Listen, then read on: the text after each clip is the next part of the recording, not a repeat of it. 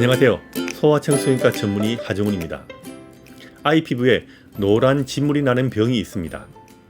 얼핏 보기에는 습진이랑 비슷하게 보여서 연고를 열심히 바르는데도 점점 더 심해지고 온몸에 퍼지기도 합니다. 이번에는 여름철에 많이 발생하지만 사시사철 생길 수 있고요. 흔히 바르는 연고로 치료되지 않는 농가진에 대해서 말씀드리고자 합니다. 농가진은 아이들에게 흔한 세균성 감염에 의한 전염성 질환입니다. 물론 어른들도 농가진에 걸리기는 하지만 아이들에게서 단연 많이 걸립니다. 농가진은 피부에 물집이 잡히는 농가진도 있고 물집이 잘 보이지 않는 농가진도 있습니다. 피부 껍질이 벗겨진 것처럼 보이기도 하고 노란 진물이 눌러붙어 보이기도 합니다. 이게 농가진이 생겼을 때의 피부 사진입니다.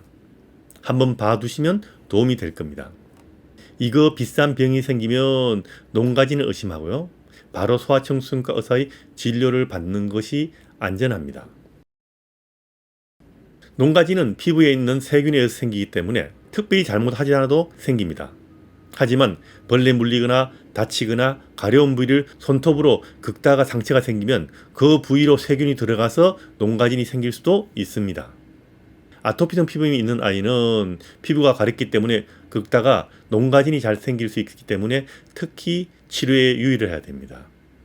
그리고 아토피성 피부염에 농가진이 겹친 경우는 병변이 양산이 바뀌는데도 불구하고 계속 사용하던 스테로이드 연고만 계속 바르는 경우도 있는데 이것은 곤란합니다.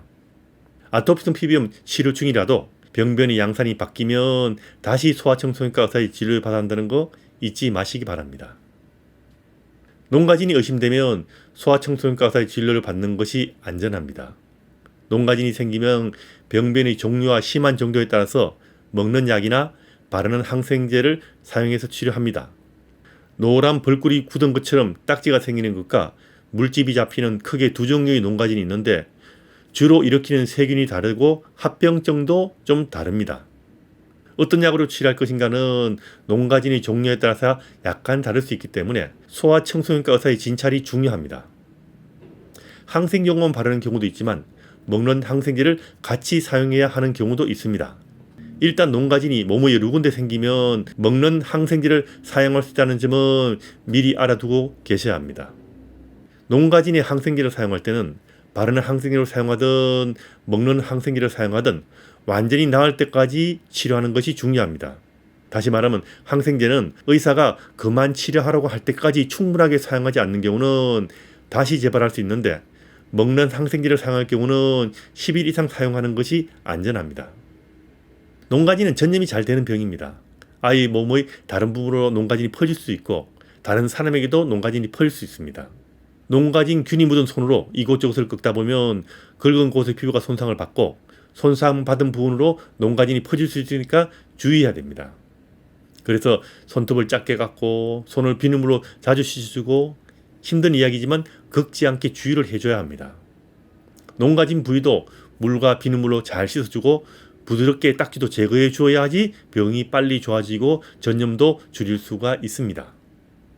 다른 아이에게도 쉽게 옮길 수 있기 때문에 주의하긴 해야 됩니다.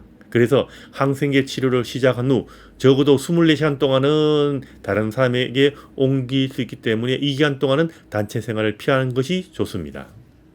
가족들도 농가진이 있는 피부를 만지지 말아야 하고 농가진 피부가 접촉한 손이나 몸은 비누물로 잘 씻어야 합니다. 환자가 사용한 수건이나 옷은 따로 보관하고 따로 세탁하는 것이 좋습니다. 농가진은 대개의 경우 별 문제가 없이 좋아지지만 간혹 골수염이나 관절염, 폐렴, 폐혈증 같은 심각한 합병증도 일으킬 수 있습니다. 그리고 합병증 중에서 제일 신경 써야 할 병이 급성 사구체 신염입니다. 농가진이 생긴 후 수주일 후에 발생할 수 있는데 신장이 염증이 생겨 고혈압이 생기고 혈뇨가 나올 수 있기 때문에 주의해야 됩니다. 만일 농가진을 앓은 후 수주일 후에 소변에서 피가 나오거나 진한 갈색의 소변이 나오는 경우는 바로 소아청소년과 의사의 진료를 받아야 한다는 거 꼭 기억해 두시기